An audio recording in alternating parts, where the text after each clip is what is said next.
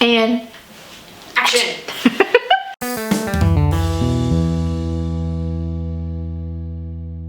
Welcome to Tuesday Talks with Red, and to my most chattered about episode. So ever since the first episode where I kind of mentioned a couple of topics that I was going to be covering, I have gotten so much feedback on, I cannot wait for this episode. I need to hurry up and get there. So I really hope I don't let you down. And this one is episode 7, and it is called Friendships, Why Even Try?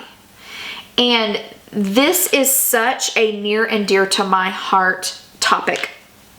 I have spent my entire adult life really digging into friendships and trying to help people, especially women, but a couple of situations with men who have been in my life who have not, they've either shut down being a friend or didn't even really know how to be a friend. And so I'm very passionate about this topic.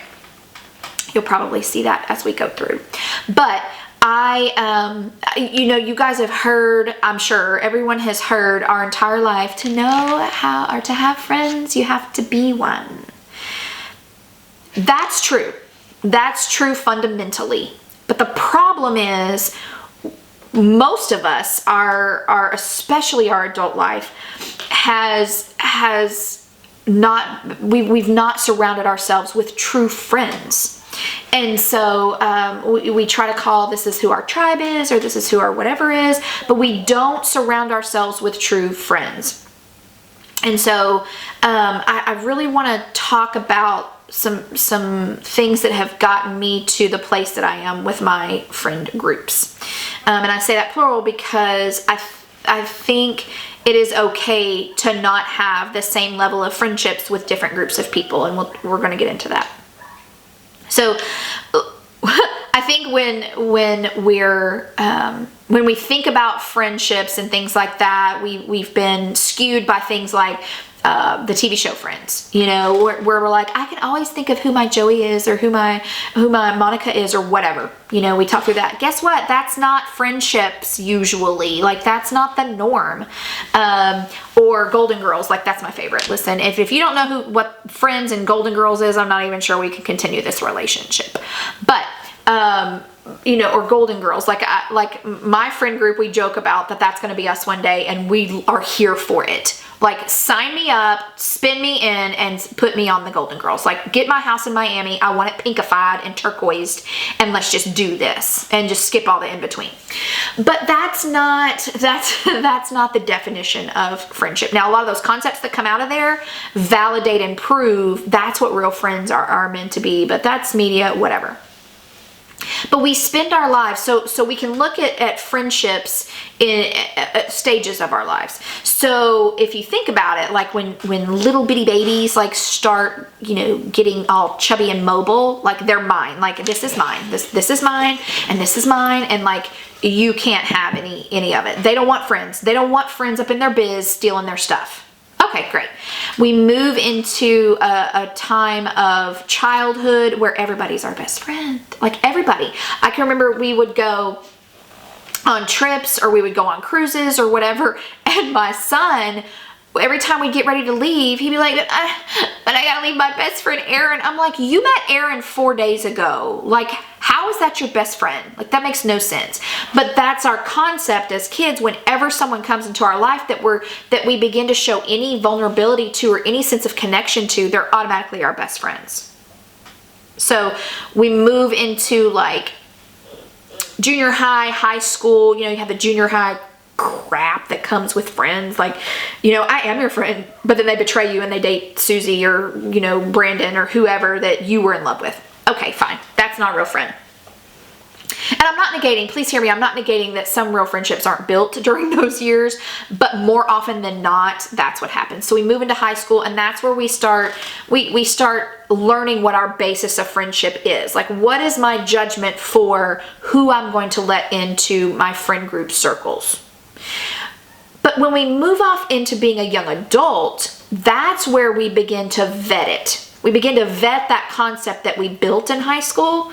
I still have wonderful, precious friends from high school that I will still go and see or go have dinner with or go hang out when their kid has a baby. You know, like, I still have those friend groups, and I am thankful for those friend groups, and I am thankful that I can walk into their living room and we can pick up where we left off. I love it. I'm thankful for it. But it was in those college years that we begin to vet what we're okay with and what we're not okay with.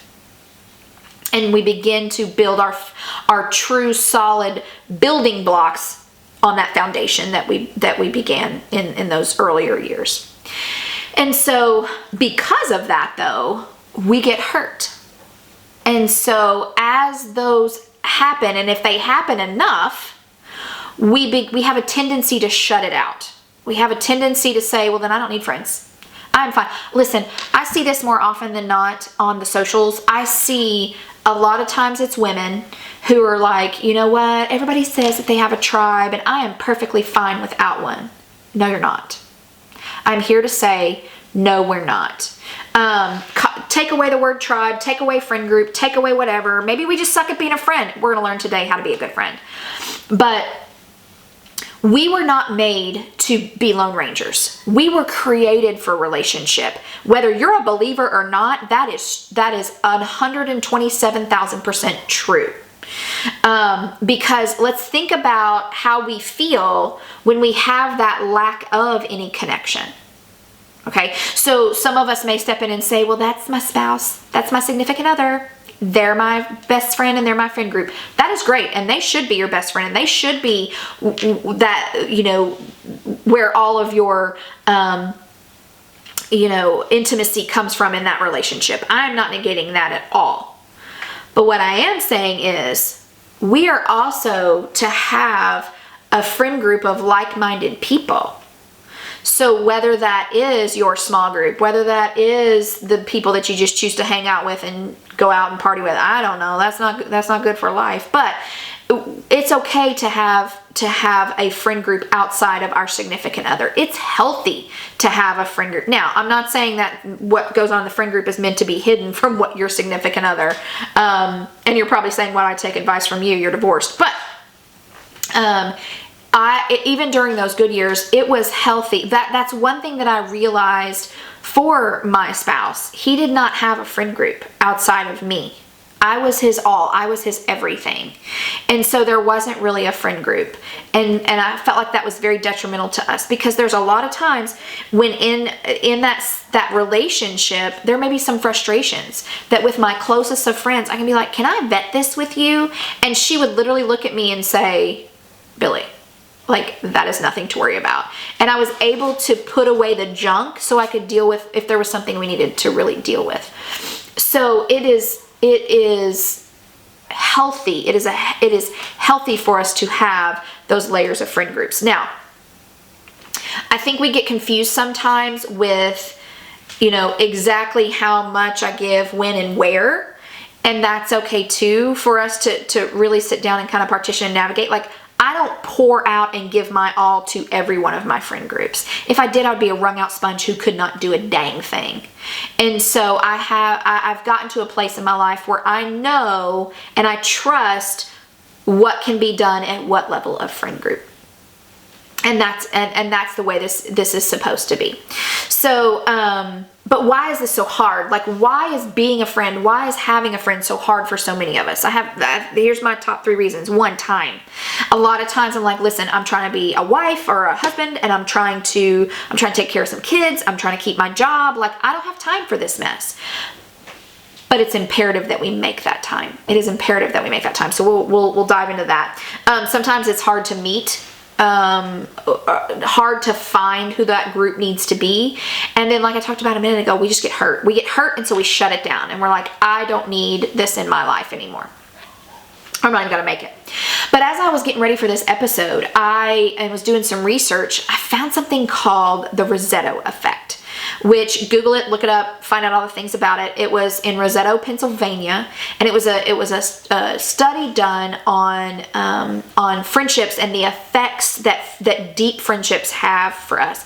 And they found, 60% decrease in heart issues for a control group. And the one thing that they had in common was the fact that they had deep friendships.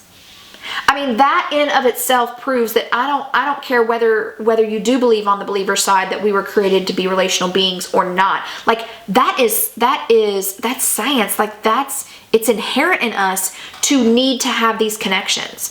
Because if you've ever had a time in your life where you haven't had any of those connections, you know how crappy that feels. It's because we're designed to be this way. So how do we flip that script? How do we begin to flip and start going, okay, maybe I'm just a crappy friend. Let me work on that for me.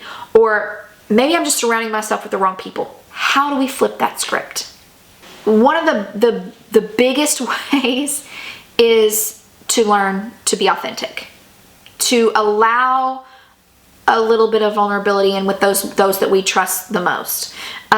So I've met a lot of women in my time of trying to navigate my adulthood friendship lives, where women come in and they're like, oh my gosh, Billy, like you are awesome. And I'm not saying this to toot my own horn. It's like, I want to be your friend. And so, okay, well, listen, I'm an authentic person. Like if we're going in, we're going in. And so they're okay with me being authentic and open. But the second that vulnerability layer begins to come in, and maybe I need to rely on you for something, or we're going a little bit deeper with you, they cut out. They just cut out, especially with women. There's a statement of a desire to go there, but the second anyone tries to cross that plane and go there, it's like, never mind, change my mind. And I cannot count on all my fingers and toes how many friends have come in, and at that point when it's happened, they're just out. We're still, acquaintances, and we still catch up, and we'll still hug and check on kids and all this blah, blah, blah. But that depth is just not, it's not offered. It's not, I'm pulling out. Now, there are some friend, my close friendship group that I have two that I'm thinking of who, that's kind of where they are. But because I know what they're in my life for and what I'm in their life for, I still lean in when I need to lean in. And I try to read the room. Like that's one of the hardest parts of especially close, authentic, deep diving relationships, is learning how to read that room. And I may say some things to them that I might not say to, or in certain ways. Not that I'm walking on eggshells at all, but it's just meeting, kind of like I talked about with not raising jerks, like meeting them where they are and being what they need for that time. Another one is, this is a huge concept that I think a lot of us as friends miss. And that is the need for having an older friend. And I'm not saying that, it has to necessarily be age, but an older in maturity level friend who has maybe walked a little bit a different road than you, a little bit longer, to be able to help impart that wisdom on you. Because if I just sat here and stayed with all my 42 somethings only, I might miss something. So having that older influence pouring in, and also having that younger something to bring to the table, because they see things through a fresh set of eyes, and they maybe not be as jaded as we are sitting in this realm of life. And so having that push and pull that gives us a well-rounded understanding of who we are, because a lot of times I'll have that older wisdom come at me that I'm like, I have never thought about it that way. And I'll also have that younger, fresh outlook come at me, and I'll be like, I have never thought about it that way. And so we can choose to surround ourselves with friends that will only be yes people. And I've seen a lot of that in my life, where just surround me by patting me on my back and tell me how awesome I am. No, that is not what I want. And that is not what we should want as friends. We should want people that love us enough to go, do not ever put those jeans back on your butt and walk out that door because I love you. Like, And I know that's kind of superficial, but I want to be surrounded with a close knit of women who will go deep with me and will call me out on my crap when I need to be called out, and are also not afraid for me to go, I love you, but this has got to go. Like, that never feels good. But man, when you have someone that loves you that much, it's worth it. It is so worth it. I called this one choosing vulnerability over lack of drama. So there's a lot of times, and I've seen it in my own life, I've seen it in my kids, I see it in other groups of friends that said they wanted to go deep with me and checked out. They like to surround themselves with drama because I need to have something to gossip about. I need to have fun. It's easy to have fun. I have friends who, they're like, my friend group, they've turned on me, they blah blah blah blah on me, but then I'll see, but we're hanging out, it's all good. No, I'm not choosing to surround myself with that anymore. Like, you either love me or you don't, and I can tell pretty quick that you don't, and so you can be an acquaintance friend now. You're on this realm of friendship, right here. So how do we get there? So no matter how satisfied we are in our friendship groups, I think these are very key and fundamental components to helping foster where our relationships are, or maybe help us get to a different level with those relationships. 1, reach out. So I have had situations throughout the years of where I've seen people be like, you know what? I haven't heard from Billy in a couple days. I'm just going to wait for her to say something. And then another couple days later, I'm like, I still haven't heard from Billy. Or I've just gotten a hi or a response or whatever. Reach out to Billy. Like, reach out to Billy. She may be walking through something that she just doesn't have the ability to get her head above water to reach out. Or she may be sitting there doing the same thing. Well, I haven't heard from Crystal in a couple of days. So, she may be doing that same thing. No, we are not here. Listen, we are grown adults. Like, we are not going to sit here and spin out like junior high kids and be like, well, if she's not going to talk to me, I'm not going to talk. No, if they're your friend, reach out. They may be sitting there struggling with something, but they don't want to say anything right now because they don't want to burden you because they know you're dealing with something. Reach out. Say, I'm missing you guys. Like, what's going on? Never be afraid to reach out. It may be at just the right time. You don't know. We've got to drop a lot of this selfish biz in order to work in authentic relationships. Let's not forget the art of the two-sided conversation. So this is been a good gatekeeper for me as to who I'm letting this far in, as to who is going to stay in this peripheral view of a friend. I can probably name on all these fingers certain people in my life who it's all about them. It's all about them. It does not matter if I, oh my goodness, I'm going to have, whatever going on. Oh yeah, well, I've already had that and I've had it 6 more times. Like, learn the art of a two-sided conversation. It has to be ebb and flow. It has to be give and take. It has to be, it cannot just be all about you. Now, there are times when, like when I was walking through my divorce, listen, my girl, it was all about me. It was all about me, checking out on me. I knew they were going through stuff, but I was walking a grief-stricken road, and they knew it. And so it was all about me. Those tables have turned. There's been moments in our lives where it's all about them, and that is okay. But when your conversation is constantly brought back to that one person or how terrible I have it, that's my gatekeeper. That's what keeps me keeping that at bay. So there's that. This is a big one. Show up. Show up. Even if you don't feel like it, show up. Now that may not mean physically, but it could mean physically. Show up at their kids' choir concert. Show up at their kids' baseball game. Okay? Show up. If it can't be physically, hello, pandemic, COVID world. If it can't be virtually, show up be there for them. That's all that means, is if you know something that's going on in them, show up and be there for them, even if they don't feel like they want it. I have one friend in my peripheral who I got in trouble one time because she was like, you kept asking how I was doing. Okay, well, I love you. Period, end of sentence. I love you. You don't have to give me details, but I am going to be here, and I am going to lean in, and I'm going to let you know when you're ready. If you're ever ready, you may never be ready. I love you, and I am here to hold those arms up in friendship. I am here to walk this struggle with you if you need to. If you don't need me to, that's fine. I'm still here. I'm still hanging out, and I love you. Show up. Show up. And then open up. So this one is probably the most difficult for us. A lot of times we just want to sit here and just listen to everybody else's biz. You've got problems, and you've got problems, and you've got problems. But it's never going to hit that next level of deep until I'm also willing to open up and just be real. Just be real about the junk that's going on with me.